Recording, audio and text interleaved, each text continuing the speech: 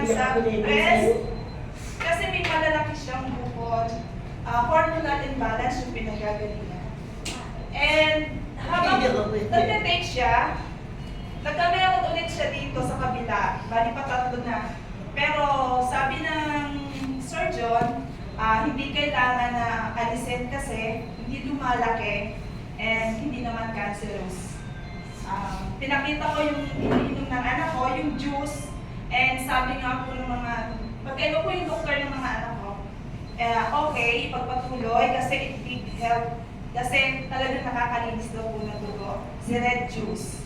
So, continuous po, sa tulong po ni Tita Tess, kapos po ako nun sa budget kasi walang trabaho ang asawa ko during that time. Ako lang, yung sa maliitong online business.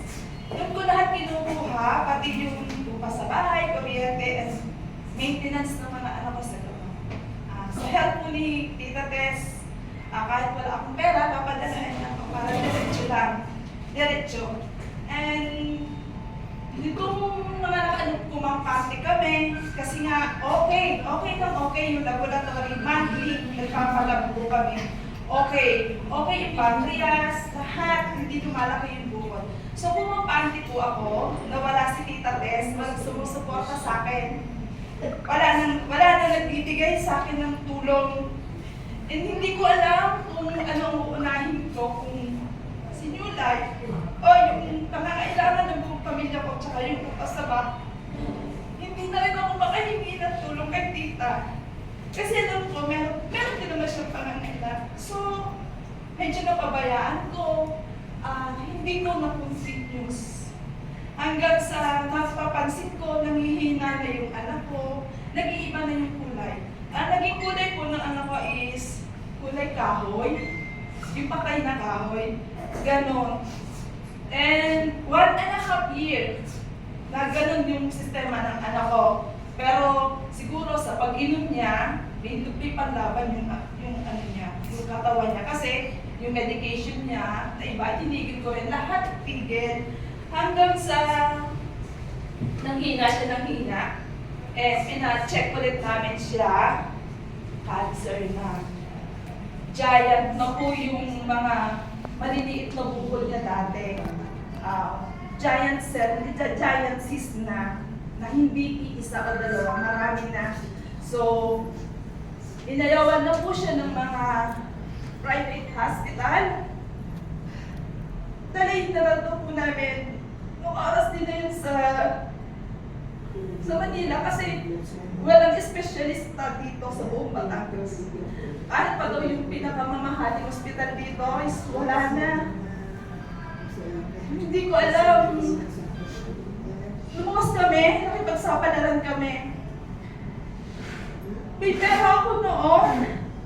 Siguro, wala akong 5,000. Sabi ko sana pupunta ka sa palengke. Hindi ka ulit nag-nyulan. May bawang kaming 2 box. 2 box hindi ako naka-afford bumili ng vitamin C. Masasabi ko, yun lang juice. Kasi sa juice pa lang, kita ko na yung improvement ng mga anak ko. Tanadanan namin yung sa hospital. Pero lumawag ang kayo. Pero pinagpaalam ko po sa mga specialista niya kung okay, which okay naman daw. Kasi gawa ka daw po sa 2,000 July. Cancer na po yun. Sa ano, hindi na po siya na nakakalakad. Iyapat lang kamay, hindi niya na maangat. Talagang umiiyak ako sa halik ko kung ano yung maganda. Ang ano po, pinapirma kami kasi sobrang hina ng katawan ng anak ko at butot balat na. Tatamaan na kasi yung mga buto niya pag inoperahan siya. Parang ano na lang, sa palaran na lang, iti-drain. Alam niyo po ba nung ma-drain? Siguro nga po, will ni God, tsaka ginamit ni God si New Life para maano yung buhay ng ano ko. Hindi po siya cancer. Yes. Hindi po siya cancer. Kaya sabi ko po, di ba yung katawan natin is temple ng God. Mayroon lang alagaan natin. Maalagaan natin. Magte-take po tayo niyan. Continuous. Continuous. Kung hindi po mapapa-absent man tayo. Huwag niyo pong gayahin ako na kumaparte ako kasi nung napagaling niya, tumigil na po ako. Pero hindi po pala. Dapat lang continuous kasi kailangan talaga ng body natin. Kahit po wala tayong nararamdaman. Inom lang po tayo. Continuous lang po. And salamat po kay Tita Bess. Nag-i-start na ulit uminom yung anak ko kasi dahil nga po yung sa pabayaan ko, parang ngayon lang ulit po siya nag-uumpisa uminom.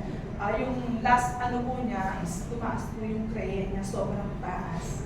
And dahil hindi na rin po siya umiinom, bumaba na po yung oxygen level ng kanyang balat.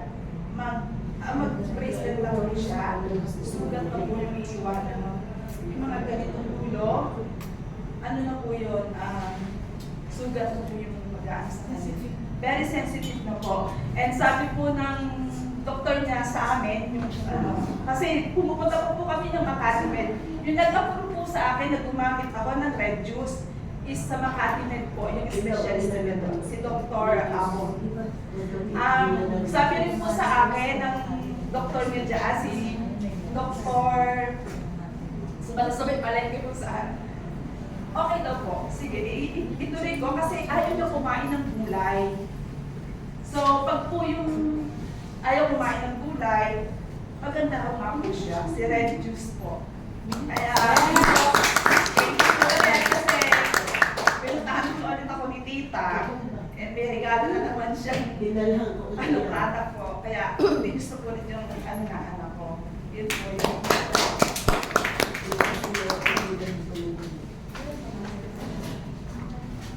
Pero yun po talaga, kailangan po talaga continuous tayo uminom ng ating vitamin C kasi hindi po tayo nagpuproduce ng vitamin C. Kaya yung pong okay ang katawan, diretso lang at kung may nararamdaman, dagdagan ng pag-inom at samahan ng red juice at saka ng ating vitamin C para po tuloy-tuloy ang paggaling. So, tuloy-tuloy na po tayo para po sa ating complan at tabagalan po sa atin ng complan natin ay ang kasamahan po namin sa Barangay Plaridel. Siya po ay dating